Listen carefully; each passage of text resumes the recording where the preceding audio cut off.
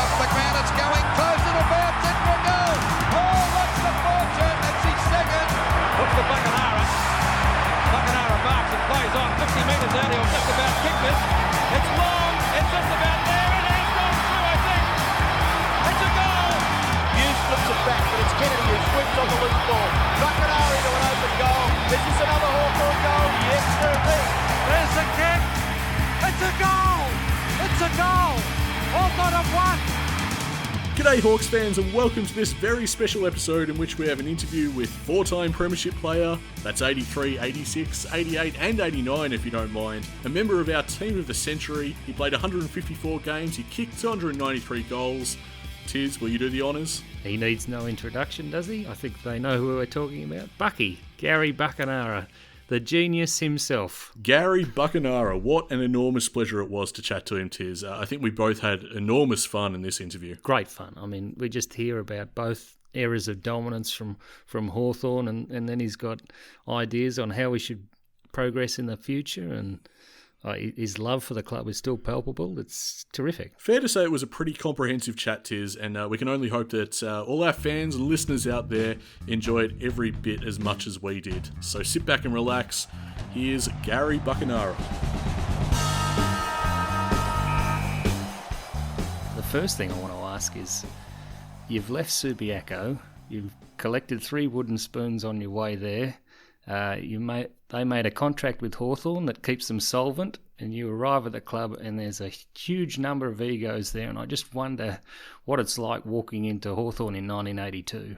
Yeah, look, it was fairly daunting. Although I was a later starter, like I was 23 when I came over to Hawthorn, 24 in the year of 1982. So I was a bit of a mature age, and but I'd only sort of started waffle footy when I was 21. So, I just played with my mates, basically, from, 18 years of age to 21 at a E-grade amateur footy level. So I was just enjoying life. But you had you had some stunning skills when you came over, didn't you? How did you manage to get those? Playing in that division? Well, I think the skills, and that's the biggest thing that I think today that some of the younger players should take a lot of heed of, is that basically me and my mates and my brothers spent just about every light hour after school kicking a footy at goals, and playing little 2-on-2s and 3-on-3 games, and little practice matches, and just learning, how to kick a footy, how to do that, how to handle a footy, taking big speckies on each other's back. We used to play the game where some poor bugger had to stand out the front and you'd kick it above his, and he'd have to bend over and you'd jump on his back and take a big screamer. And we did all that sort of stuff. And today, I just don't think, and that's why I think the set shot kicking at goals is a real problem, because the young lads come up. It hasn't improved, has it? Well, it's gone backwards, because the young lads don't go down and work out their own kicking style and work out their own routine. They have people telling them how they should approach the goals and do all this. And you learn that at a young age, because everyone's kicking style is different. So you perfect what's natural to you. And that's what we did as kids. And so I guess that's where my skills were developed. And, I played footy for fun with my mates. I was more interested in cricket. Yeah, I read about that. The cricket sort of dominated you for a while there. Yeah, well, I was playing first-grade district cricket with Scarborough Cricket Club, and playing alongside guys like Rod Marsh and Dennis Lilly and wow, Greg Shippard and Tom Hogan and Robbie Langer, and plenty of others that were playing in that side at the time. And so, I loved my cricket. And when I went in 1979, went over and got talked into going and doing a pre-season at Subi, that's where the footy journey started. I went in as an E-grade amateur player, trying out to try and get a spot on the Subi list. And before I know it, my first game is playing an Escort Cup game against Richmond at the Waverley Park, and I'm playing on Jeff Rains. Wow. It's a big step, isn't it? And then you get to Hawthorn in 82 and you don't miss a game. You play every game for the year, and Hawthorn are bundled out in finals with 2 losses to Carlton. But you come back next year, and I think you only miss a handful of games there, and into the first grand final. And how was that entering that game? We know about what happens in the first few minutes, but the expectations would have been enormous for you guys. This will be Jeans' first premiership. He had one at St Kilda, but he's under pressure now. Yeah, look, for the first 2 years at Hawthorn, I did, I think I kicked 60 odd goals in my first year, and I was pretty debilitated with patella tendonitis in both knees, and I'd had a number of cortisone injections into the tendon just to help me get through those years. And as you say, I didn't miss many games, but I was always restricted in my training, because I just couldn't do a lot of training. And they didn't know it at the time, but the cortisone was actually making it worse. That's right, isn't it? Well, it made it better, but it makes it worse because they then found out that by injecting cortisone directly into the tendon, what it does is it makes the tendon all soft and mushy, which makes it weak. And so basically from, I guess, my snap patella tendon in the grand final, the practice of injecting into tendons basically stopped from that point onwards, and it became more of a joint injection where you'd put it into a joint and not into tendons. You still hit the target though, Gary. Yeah, look, I guess, I was very restricted in my training, which, I basically got up to train on Thursdays, a fairly light session, and then play on Saturdays. And then by Sunday, I was hobbling around in that much pain generally after playing in a game, because, it would be really painful. It's a very debilitating thing having patella tendonitis in one knee, but when you have it in both knees, it's really hard. I guess off the back of that, I'm curious about what your mindset would have been at that time. Are you having grave fears over your playing career at that point? Because it sounds like it was a real struggle. Not at that point. I certainly had it after I snapped the tendon in the 83 grand final.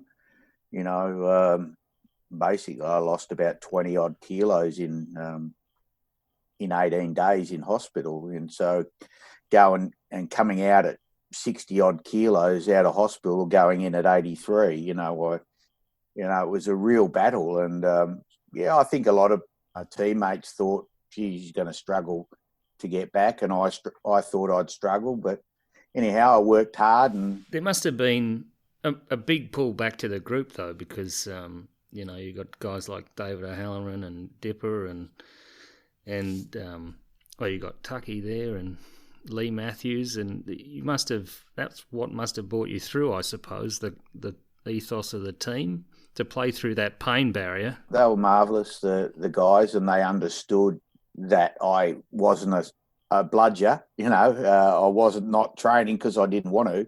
I wasn't training because I couldn't, and that was frustrating for me too. Like I wanted to be out there, but, I just had to manage my body,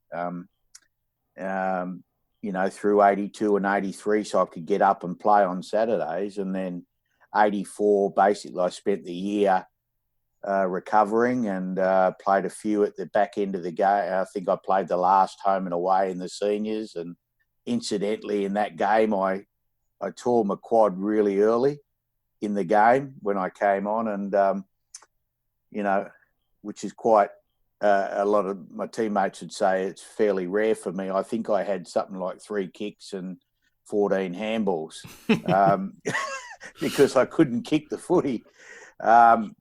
Yeah, so, but I stayed out there and played, and I did okay in my first game back, and played a reserves final, which we got beaten in. But I knew I wasn't right to play in the 84 grand final, and then 85. There are a couple of good ones to miss, as it turns out. Well, that's what I keep telling my teammates. We're going okay. We win 83. I'm out 84, 85. You play 3 minutes, 100% disposal efficiency, and you get them over the line, Gary. That's yeah. Well, Norm Smith nipped in the bud there. One possession in 3 minutes. That's 40 for the game. I know we don't want to linger on it too long, but I mean, I have to ask because it is difficult vision to watch. How the hell did you take that kick? What possessed you to get up and go again? Because that's remarkable to me. Yeah, well, I thought I dislocated my knee, and right, because as gruesome as it sounds, my kneecap was sitting in my thigh, and when I straightened my leg up, it sort of went back down a bit, and I thought, it's gone back in. So I thought it had dislocated, but of course the whole tendon was ruptured, and nothing was holding. So as the moment I put weight on it to kick it, you saw me go backwards, and the ball's come off the end of my toe and gone 15 metres to Swabby, a beautiful pass. This is you had an incredible year too. You took out I think you gave Western Australia the Australian champions. You kicked 7, so you're in form. Yeah, look, I was really happy with my first 2 years. I think considering the debilitating injury that I sort of had and kept playing and whatever, to do what I did in those 2 years was really pleasing to me. Then it was a real battle. I guess I had natural ability. And that sort of came through. But for the first time in my life after I did my knee, I couldn't take things for granted, and I had to work really hard, probably for the first time ever in my sporting career, even in cricket. Things came so easy, or seemingly easy to me, Well, I think it's important to talk through this, because when you look at your CV, Gary, it just looks like you had a charmed life at Hawthorn, And then you come back to the club and you make some incredible selections from for the team list, and it looks like the luck was with you the whole way. But it's important to emphasise for a lot of our younger listeners just what a struggle it was, and you saying that you have to double down, and you felt that this was the first time you really had to put the effort in. I guess your story would speak to a lot of Hawthorn players down the years. Yeah, look, and you're a very lucky footballer if you go through a career without having an injury or having some, form problems and up and down, and, generally the roller coaster ride of any profession or even in business. And, when you look at things, you just don't get, the graph doesn't always go upwards. It's sometimes a bit of a roller coaster ride. And from there, you learn how to, work through issues and, find solutions to problems, and, start, get that belief back in yourself. And I guess that's what I battled in 84, 85 with, is that belief that I could do what I did in 82, 83, and at Subiaco and for WA when I was, reasonably fit and going okay. It's that self-doubt and that belief in yourself that you could do what you did before. And I guess it wasn't, for me personally, the turning point was probably the 85 reserves grand final when I didn't get selected in the senior team. And that was a big kick in the arse, because again, I didn't know whether I'd ever get that chance to play in a senior grand final again. And I felt that I should have been in there, but... Yeah, I think you said through anger you threw yourself at the contest and you leapt for the marks that you hadn't been leaping for, and... Yeah, I just went out there and just went for it, and I guess I played, not angry, but I played really determined to do well and to show people that I could play, and probably prove a point to the selectors. They should have picked me, and probably in that 85 grand final, nothing would have made a difference. Essendon were just far too good. But I guess in the end of the day, yeah, I might have shown them that I could have been picked, but more importantly, that I proved to myself that I could still do that stuff and I could still play well. And that was the catalyst for driving me forward in 86, 87, 88 and 89 for the, rest of the career. Well, I wanted to ask about that because the fact is you taste premiership success again the following year. Now, given where you had come from, all the work rate and resilience that was required, and how hard you'd scrapped against that adversity, how does the 86 premiership in particular rate for you on a personal level? It sounds like it was pretty significant. Yeah, it was. Just to be out there and get through the game and, be a contributor. I think I kicked 4 in the first half. So I had a good start and, the team, had a good win and I was there at the end and I was able to feel that sense of euphoria and that mateship that you get to share, when you do win a premiership, which I felt that, I was cheated on in 83. And, that was very satisfying for me to actually be out there. And it was, it made the journey of the previous, 3 years very worthwhile. And you had a moment with Bruce Doull and ended up receiving the jumper on the international trip later in the year, and you've since given that back. But you spoke glowingly about how Bruce never tugged the jumper. He was a very clean player, and in a time where there was a lot of thuggery going on, that sort of that seemed to come out of the blue for me.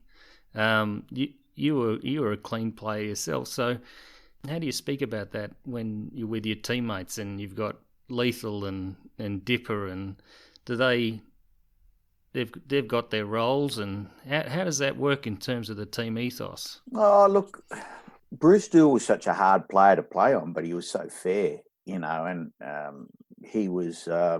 I used to look forward to playing on him, even though I knew it would be hard to get a kick on him. I took it as a real challenge. And, I knew that, if I beat him and kicked a goal on him, it would be, because I was, I did something really good.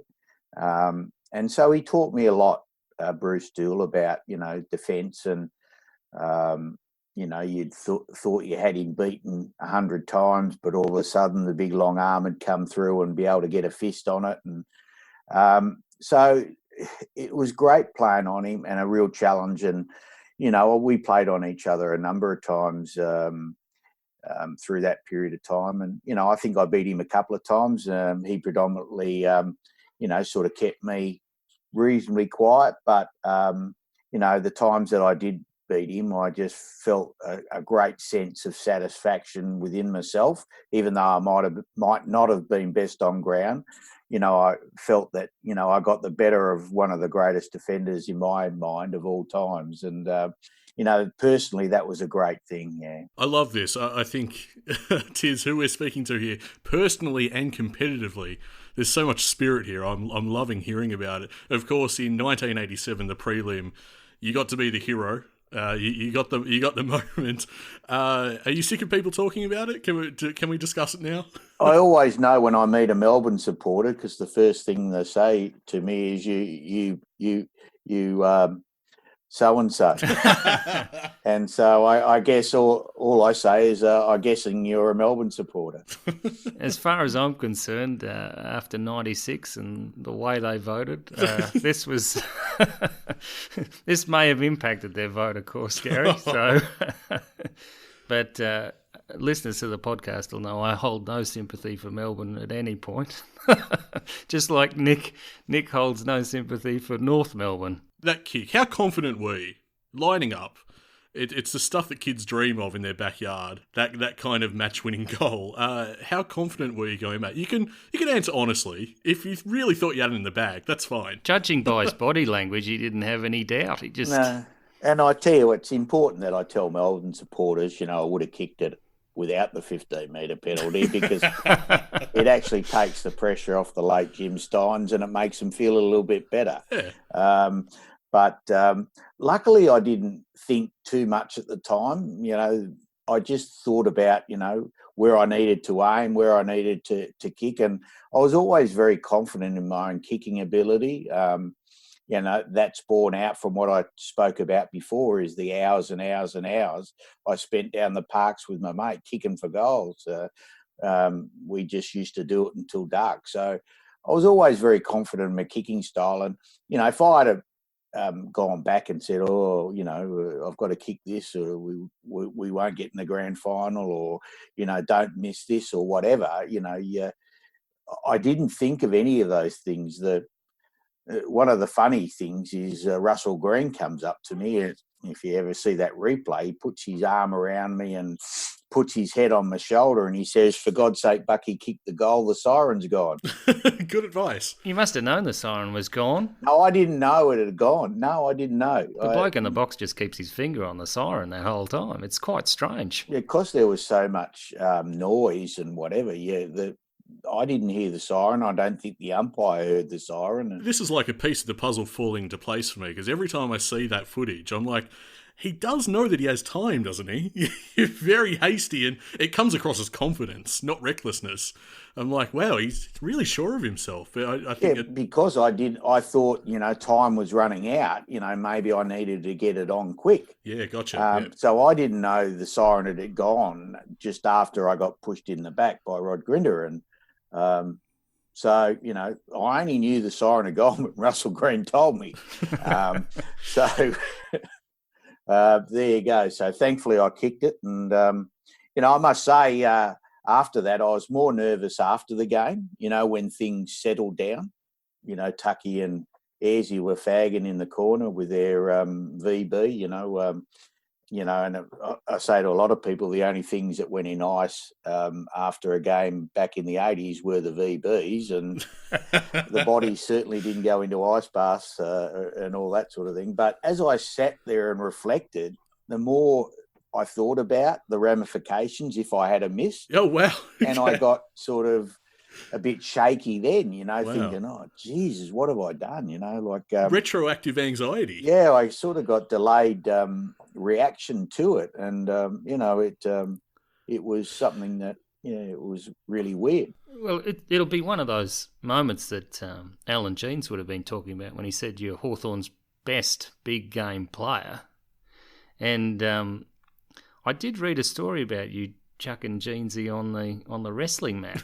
Yeah, I think I'm one of only two that actually got him off. Because we were talking to Tony Wilson the other week, who's got his book on the 1989 grand final, and Dipper could never wrestle Jeansy off him. He used to whisper in his ear, you're weak and all this stuff. Oh, yeah, look, he used to give you pecks on the cheek and put his finger in your ear and all that sort of stuff. And, he'd just say, it can be all over as long as you tell me I'm a better man. And,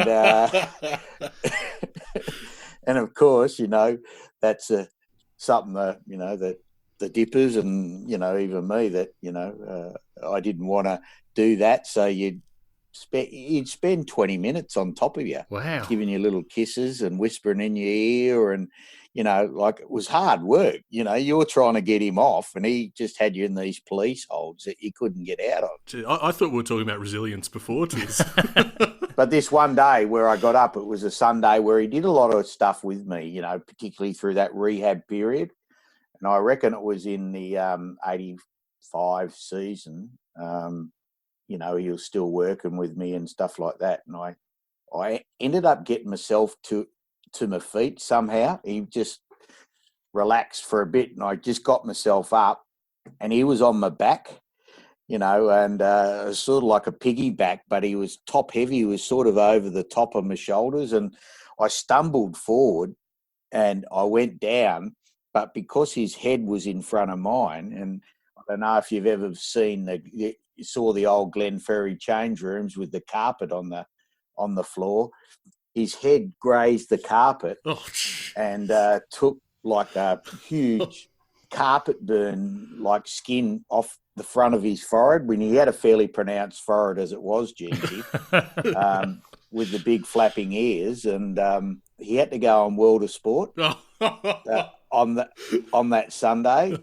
and to do the coach's corner, you know, when they interviewed the two coaches. That would have been a good look. Makeup's like, what do we do with this?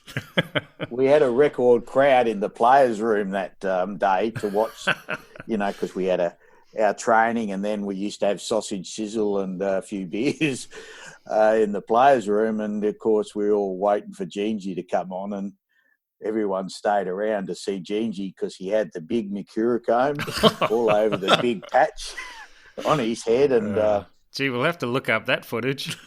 he got quizzed by Jack Dyer. What's happened to your forehead? And he just, in Gingy's way, just sort of said, just a part of the hazards of coaching. I tell you what, if that footage has slipped through the cracks, that is a travesty. We'll have to dig that one up, see if we can find it. Yeah. That title of the best big game player, I'm just wondering, Gary, did you prepare for certain clashes differently? I mean, was there some kind of secret behind this assessment of genes that you headed into things going like, right, this is a big game and I'm going to do this, this and this? Did you do things differently? No. If you could unlock that secret, you'd win the Brownlow every year. But look, I look forward to the big stages. You know, I got nervous like everybody else, and I wanted, you know, to play well, but I didn't. I sort of didn't get over, because, you know, there's a fine line between being over ready for a contest and under ready for a contest. There's the right amount. And I felt like, you know, a little bit of nervousness was always good, and I was always nervous before any game. But, you know, I just love I love to be able to go out and challenge myself on the big stage, you know, to be the best I could. And those state games were state of origin clashes against Victoria were fantastic through the 80s, and, you know, playing in a lot of finals and grand finals. I guess I just love that stage. In 1987, you kicked 42 goals, 15, which is an incredible kicking accuracy. Yeah, look, I guess I always felt confident in my kicking. That was one thing that I always felt that I could do pretty well, is not only kick for goal, but kick, you know, field kicking in hitting teammates and not wasting too many possessions. I think these days you'd take that in a heartbeat, that kind of ratio. Yeah, well, if I come back in this era, I want to be a half-back flanker, not a half-forward flanker. Today's footy, give me half-back flank anytime, that'll do me.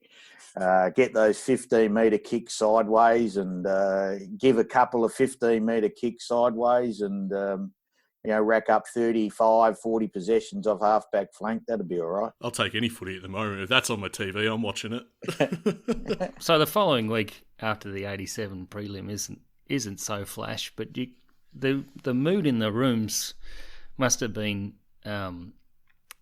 terribly aggressive going into the 88 grand final, I would imagine. Both. The 88, you know, we you know, obviously Alan Joyce took over, and Alan Jeans had the brain aneurysm, and he had to have a year off, and Joycey came in, and really, you know, the boys were just so motivated that year, you know, just to make amends for 87. And so I think we only lost one or two games that year, and we smashed Melbourne in the grand final. It was a super team. Do you think that was the best team you played in? All round, because, you know, you had guys like Tony Hall, you know, who, you know, got hurt in that 89 State of Origin game. You know, he probably, you know, would have hung around Hawthorn a bit longer, you know, had it not been for that knee injury. And he was a great player. But, yeah, look, I just think, you know, through that era, I think that whole 80s group, you know, you could, you know, say there was 30 to 35 guys that went through that 80s and played in most of those grand finals and final series. It was a remarkable group, yeah. It's incredible to think that at the end of 85, Lee Matthews and Peter Knights leave, and you still make the grand finals with Platten coming in, and it's just a renewal. And it's amazing that Jeans and Joyce got along so well, even though they had to share the roles at some point. The egos must have been incredibly well managed. Well, I guess 88 came, you know, Gingy had been there for, I think, 5 6 years prior to that, and maybe the 88 came with a new voice, which might have freshened the group, and then Jeanty came back in 89, and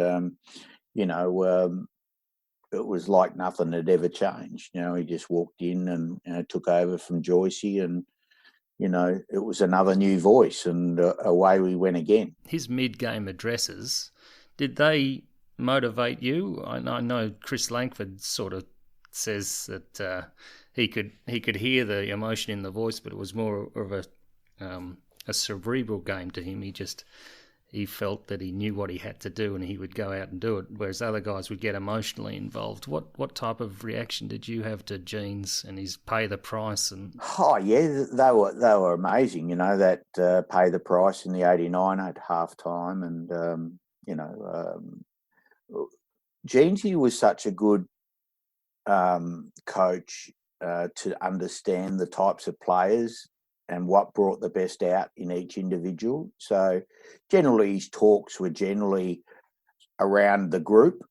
He would very rarely single out individuals and make a point to them in front of the other players. He might do that behind closed doors, or he might do whatever if he had to make a strong point to a player that he was concerned about an area of his game.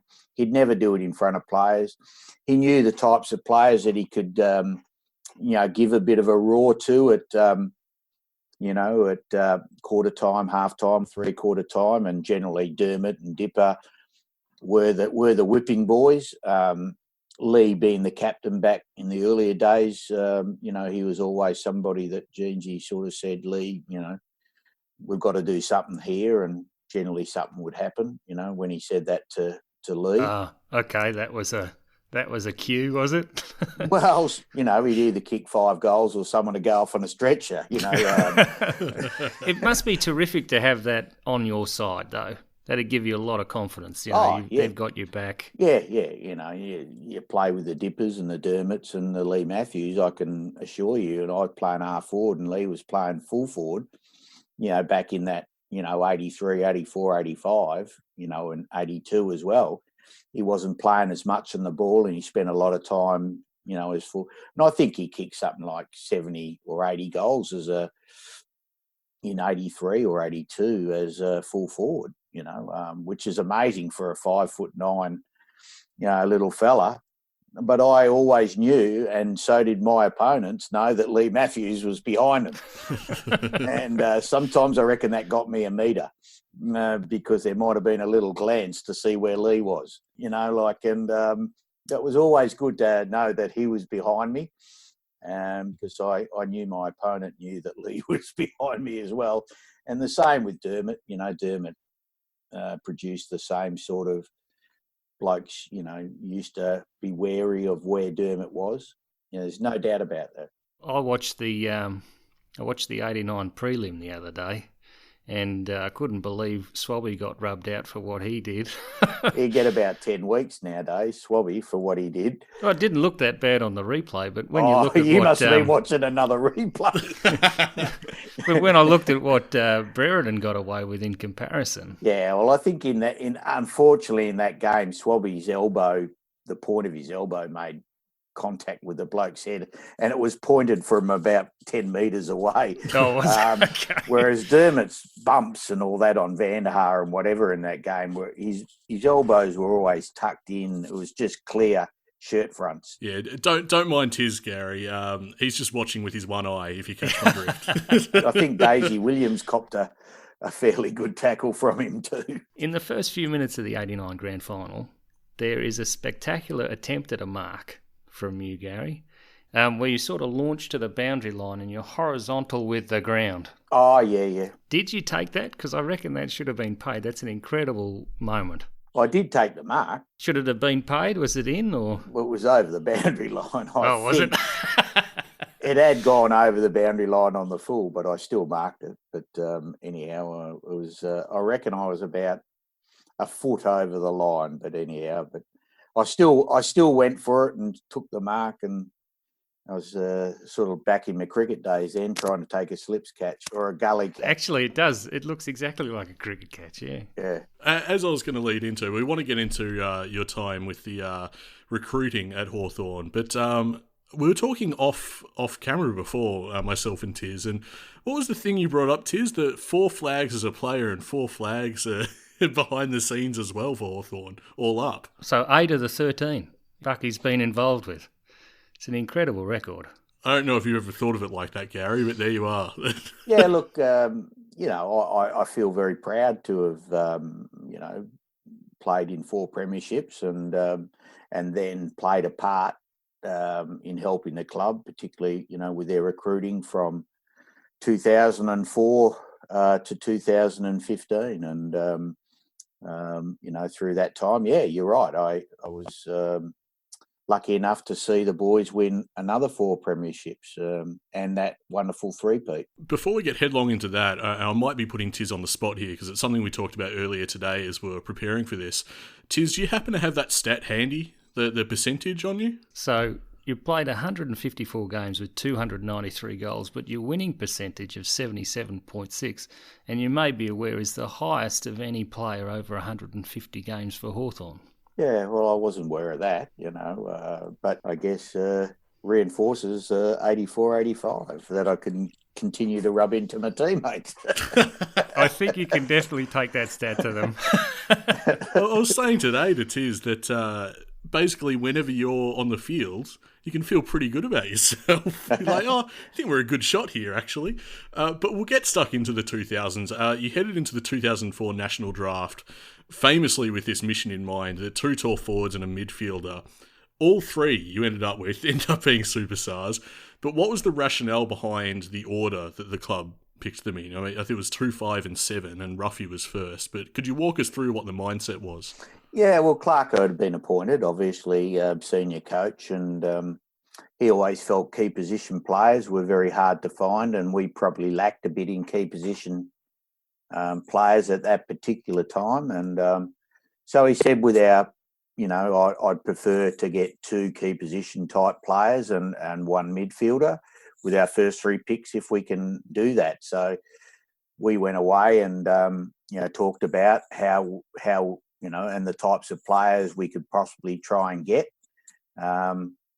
We were very keen on, obviously, Lance and Jared Rufford. We felt they were the 2 best key position players, and how we could go about getting both of them. And, so... You heard that Rufford had already been invited to the president's lunch or something? And well, not lunch, just a president's barbecue at his house. okay. With his mum and dad, and they'd all been invited because they were going to take him at pick 4, because everyone had sort of assumed that we were going to take Richard Tambling with our first pick. So that got out there. I'm not sure how that got out, but was that true, or was not really? But but it got out. So it's a shame. Yeah. So. Ryan Griffin was always going to go. Brett Delidio was always going to go first pick to Richmond. Then it was our pick, and we knew Bulldogs were basically going to take Ryan Griffin, and Richmond were going to take Jared Rufford. So to get the 2, and Lance was sort of in the mix. He was always very talented, but he was a very confident young man, which may have rubbed. He was, fairly lackadaisical at the draft camp. He even missed our appointment. We had to go and, interview. We had to go and pull him out of his room because he was watching TV. He was pretty casual and pretty lackadaisical. I think a lot of clubs were worried whether he'd be able to cope in the AFL environment. No one doubted his talent. And so what we took the punt on was, we knew, like, if we took Franklin with pick 2, we wouldn't get Roughhead with pick 4 because he'd go to... So Jared, it wasn't a sacrifice pick. We loved Jared, and we just felt he was such a good young man that he'd be a great pickup regardless whether we get Franklin. And so we went with Roughhead, and I don't think many in the room expected that to happen. and it went as we thought. And then Richmond took Richard Tambling with pick 4, and that allowed us to get Buddy with pick 5. I don't know if you know this, Gary, and maybe I'm not expecting you to elaborate on this, but at least amongst the supporters, it was of great amusement to us that Richmond took Tambling. Was it of amusement to the admin at Hawthorn that happened? No, not at all, because, I like Richard Tambling as a player.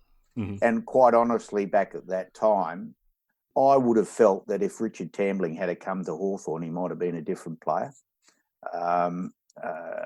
But given he went to Richmond, who didn't have a great off-field going at the time, whereas, young Clarko probably would have developed Richard a bit better.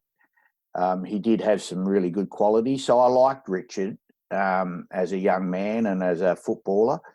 But at the end of the time, we had to do what was right for the Hawthorn Footy Club, and our strategy on the day worked out really well. There seems to be something to the development at Hawthorn. It seems to be second to none.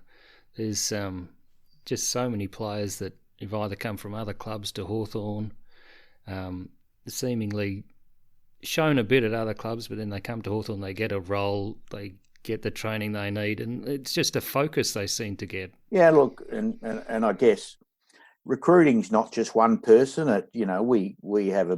We had a big team back then, of part-time recruiters in WA, South Australia, Northern Territory, all over Australia, So, our team was probably up to 20 at some stage, a lot of them part-time, probably, 3 full-timers, including myself. And so it's just not one person that makes the decision. You spread your wings as far as you can go, and you make informed decisions on the talent. You have enough people watch the talent to make and to have their strong opinions, and that's what it's about, and getting it right. And I think, predominantly when you look at players like Luke Bruce, who was a rookie listed player and who became an elevated rookie list player, and I was going through some of the players the other night, and some of the picks, Stratton's in the 40s and Sicily 56, and you look at Matt Suckling, who played such a pivotal role as a,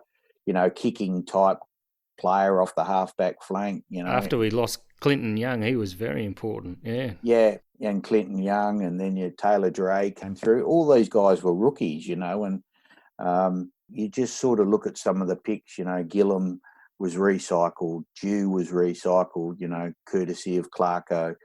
All of these players came in with a specific job to do, and they were given roles and given opportunity to develop and given the confidence and the belief. And that's a credit to Clarko and his team, but it's also a credit, to the recruiting guys to be able to analyse these guys and see enough in them. Yeah, see the potential, yeah. Particularly the rookie list players that could develop into good players. And, we weren't blessed with early picks, particularly, after 2008 when we were picking at the back end all the time of the first round. And, to be able to add the players that we did through that period of time and just trade for the right ones and bring in the right ones is the reason why we've had that sustained success. Yeah. I'm just wondering, when does vindication generally arrive in terms of knowing that you've made a right call with a player? Is it something you see, I don't know, behind the scenes? Is it maybe a big time performance, or maybe it's even just a premiership? I mean,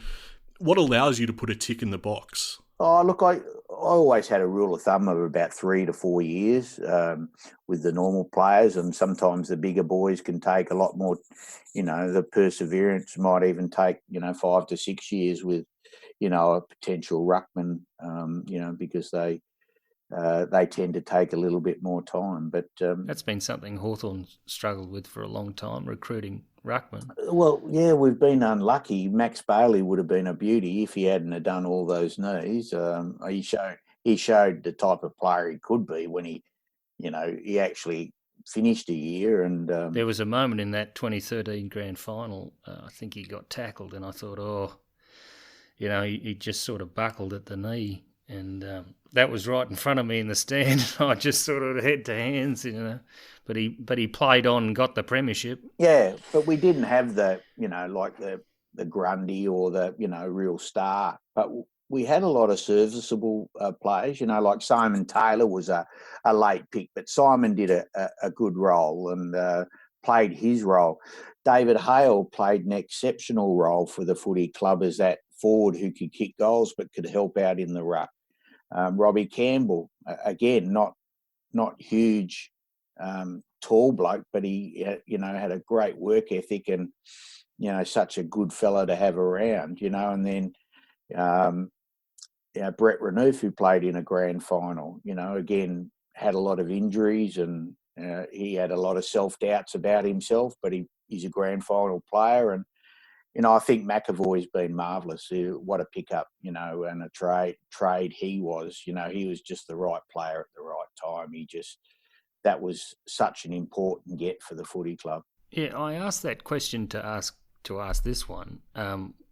We hear a lot about picking the best talent available, and when does the best talent available versus drafting for need? How does that inform your judgment on the day? It's always a part for what you draft today in terms of young kids should be in your model of players that are playing regularly in 3 to 4 years' time. So you look at that type of positional type player to balance them out. You trade for today. Right. So you trade for whatever you need. You don't trade for potential. You trade on currency. Yeah. You trade what you need now. So if you need a ruckman, you go out and try and find Ben McAvoy. Yeah. If you need a key defender, you go out and find a key defender. Brian Lake. Brian Lake. Yeah. And that's what the club did very well. Address those needs. So what you need now, you've got to address that in the training period. Future model is what young players bring, and they should be in the future best 22 in 3 to 4 years' time. So you're constantly looking at your side and your player needs in those periods of time.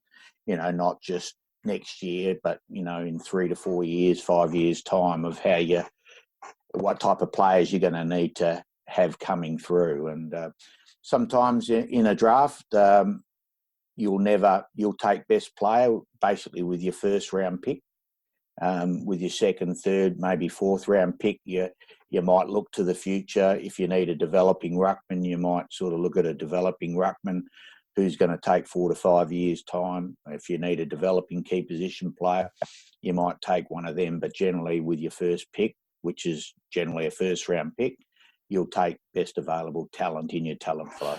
I'm curious as to some of your essential ingredients in terms of what makes a top recruit. I know in the past you've favoured footballers over athletes quite specifically. You've looked for guys that, I've got a quote here, play the game hating to lose.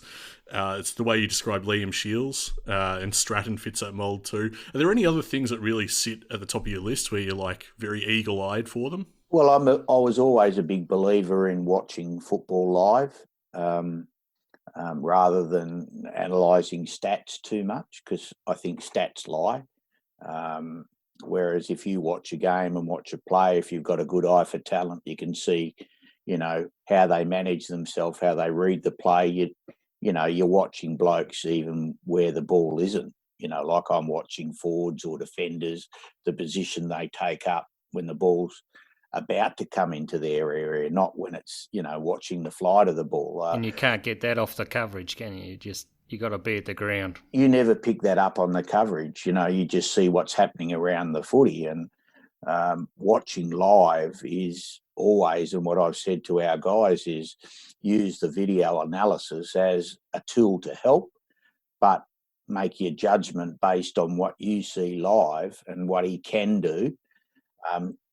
And I always looked at what they could do, not what they couldn't do. That was another thing that I always thought was really important, because you want guys to bring special traits. If a guy's just an exceptional kick or exceptionally clean, or competitive beast. They're the things that you want.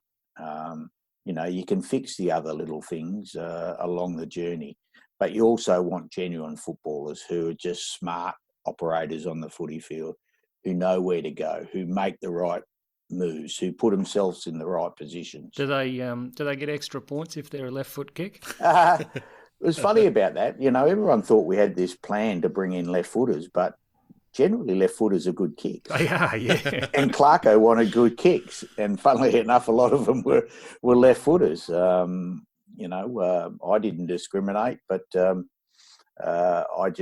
we just particularly, defenders. He wanted really good defenders that played out wide and really good wingers, outside runners that were good kicks as well. So a lot of them tended to be left-footeds, to the point that, I think after about 4 years of getting left-footers, Clarko said, "Is there any good right-footed kicks out there?"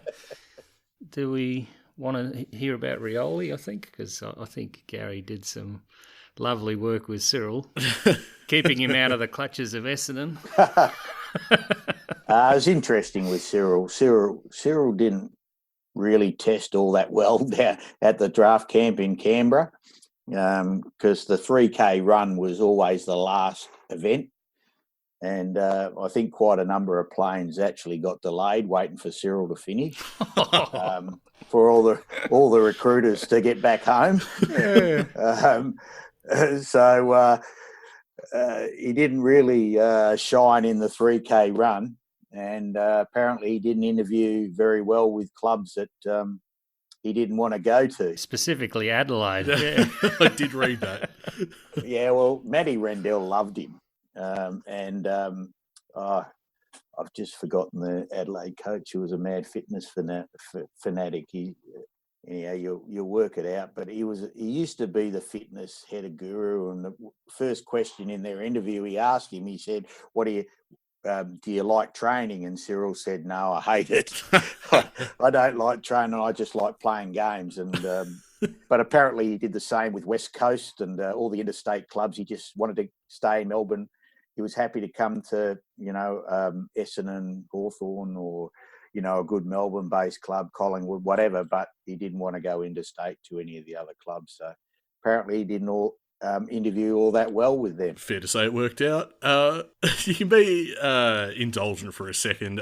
Which call do you think, in your remarkable contribution to the recruiting landscape of this club, what was the masterstroke? Well, personally for you, which is the one that you look back and celebrate the most? Well, it's not the one. I think that my first draft with getting the 3 picks, the way that we worked that, I think that set the foundations up a little bit when you look at, Franklin, who's maybe a once-in-a-generation type player coming through. Roughhead, who's just been was such a brilliant player for Hawthorn right through, and Jordan Lewis, who, was also just a really brilliant footballer and gave so much.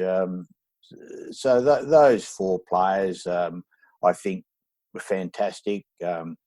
Obviously Cyril Rioli. I think Graham Birchall, was another really good pickup. Ben Stratton at 42 was a fantastic pickup. Sicily at 55. All of those sort of players, I think, were great picks and helped develop a really strong list for the club. I thought it might go that way, asking you to single it to one, but as it turns out, you did a bloody good job for quite a number of years, so it's fair enough, really. Yeah, look, I really enjoyed that side of it, and watching a lot of those guys. I've got really good personal relationships with them, which you tend to do after, you give them that opportunity, and a lot of them are really thankful for getting that opportunity, and I actually got a lot of pleasure in actually watching them develop their games as well. Because it's a tough business, isn't it? There's a lot of guys that prepare for it, and there's a lot that don't make it. Yeah, well, it's a very tough competition. It's a really tough environment, and some handle it better than others. Some environments probably aren't conducive. And I talked about the Tambling thing. I just don't think the Richmond environment would have been really good, whereas the Hawthorn environment, we were probably ready, and if he had a been that midfielder at pick 7, to be honest, we probably would have gone Tambling in front of Lewis, if I was honest, but, he'd gone and Lewis was next on our list, and that's the way it went. But, I think in the Hawthorn environment, Tambling might have just been a different player. Let's bring it into the present now as we prepare to wrap up. Your assessment of Hawthorn's list back in October was that the team was finals bound, finishing anywhere between 5th and 8th, but you didn't necessarily have them earmarked as a contender, same as me, as it happens. I think that was a good assessment. Has anything you've seen, heard or read swayed you one way or another on Hawthorn since? Look, I think there's a few X factors there, and a lot of it will depend on, whether you finish 8th, 5th, or in the top 4, and, really challenging for a premiership. I think, keeping your best players on the field, like Tom Mitchell coming back in, how well's he going to go? Is he just going to get better and better? Chad Wingard, his form in the last month of the year last year was unreal. Can he stay healthy and fit? The same with Jager O'Meara. I just think we're starting to see the real Jager O'Meara come back. So there's 3 really good star players. I think I like what they've done, bringing, a bit of tall timber in Patton. It's just whether he can stand up. Frost is good backup down back. So, look, again, I think they've addressed the needs really well in the trade period. And again, you just need luck. If we keep the majority of the list together and have a reasonably good run with injuries, then we're a really good chance. We're probably a top 4 side, but again, you've got to have that bit of luck, like everybody in the competition. I love to hear you say "we," Gary. I was about to say fantastic. The same thing. So this week, Gary, I was reading your article about how you want to take on AFL House and redirect the game and make it, I think Clarko had a fair bit to say. Not sure about take on AFL. It does feel a little bit adversarial because they seem to, they're very protective of their decisions in the past, and they don't seem to be working all that well. We've seen Carlton walk away from their arrangement, and Hawthorn have said they'll support Box Hill, but they had to cut ties there for this season. So it does leave a lot of the VFL clubs just hanging. Well, look at the situation. You've got AFL aligned clubs, you've got AFL standalone clubs, and then you've got VFL standalone clubs. It's an uneven competition, which does not allow the pathway kids that have come through, say, 16s and 18s TAC, which I'd like to see increased to 17s and 19s for those competitions. But those kids who maybe just miss out on the draft in Victoria, unlike South Australia and Western Australia, where they go to their local club like West Torrens or, Central Districts, whatever, and play reserves footy or, senior footy.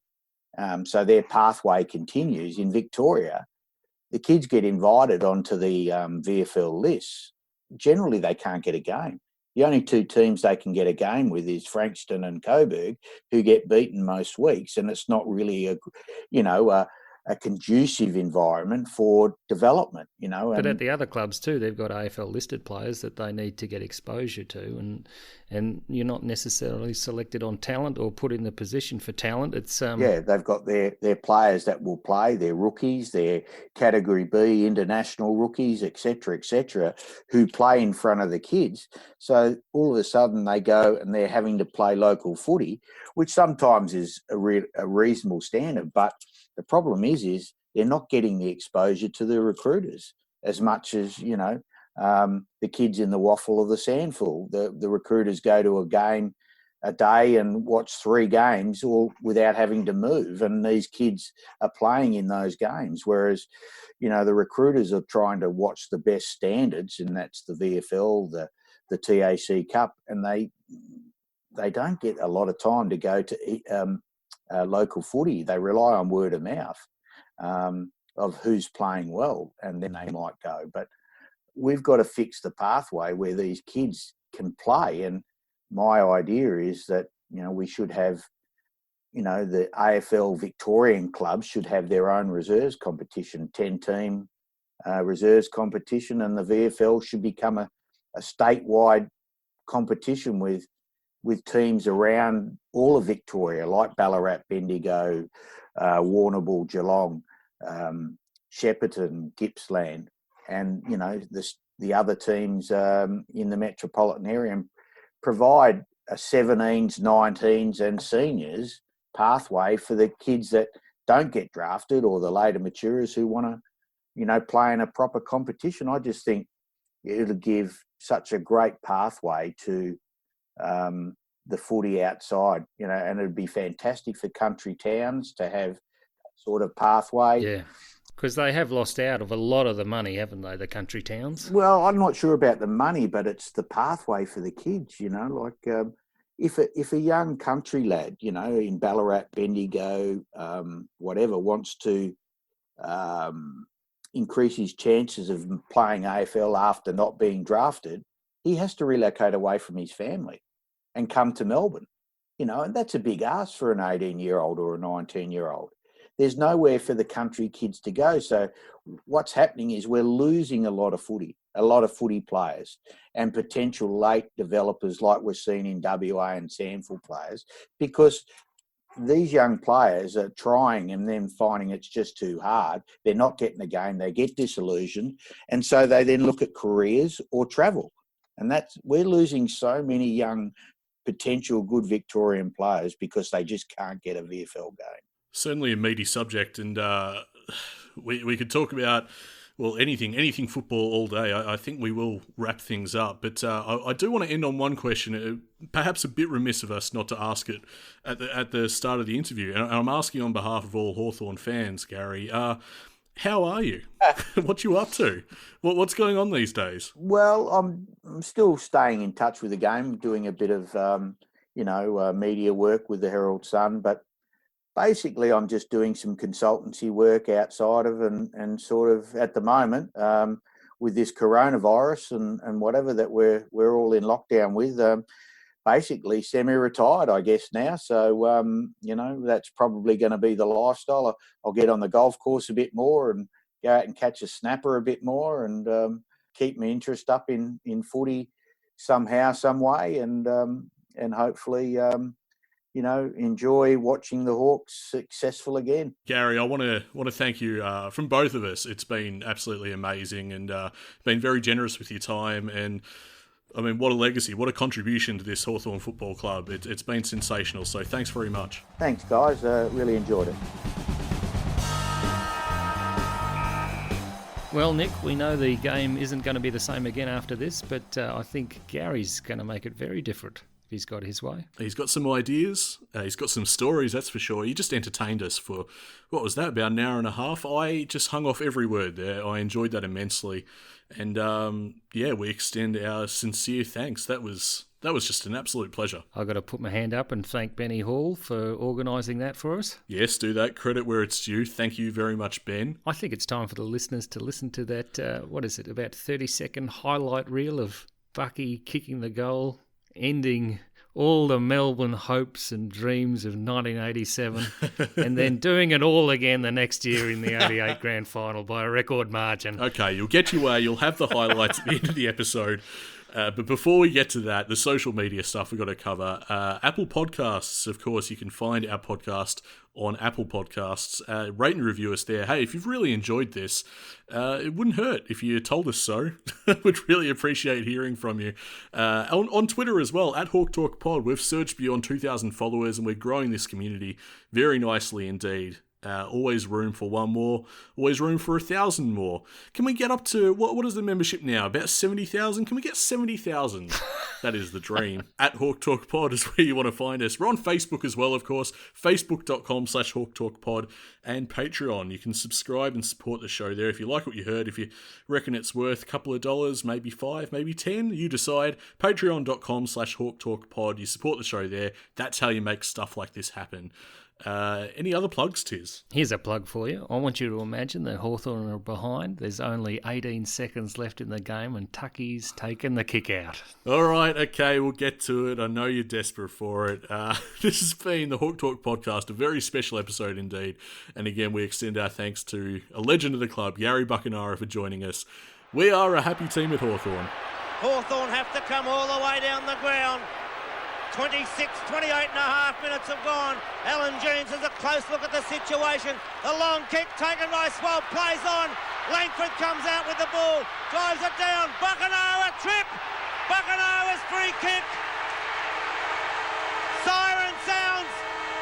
There's the siren, and he's got a kick from 55 metres out.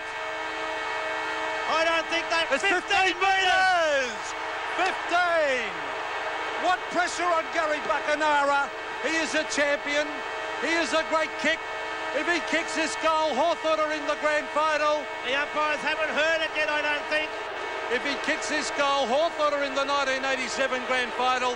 If he misses, Melbourne are in. There's the kick. It's a goal. It's a goal. Hawthorn have won with a kick after the siren. What a performance. A magnificent performance by Hawthorn.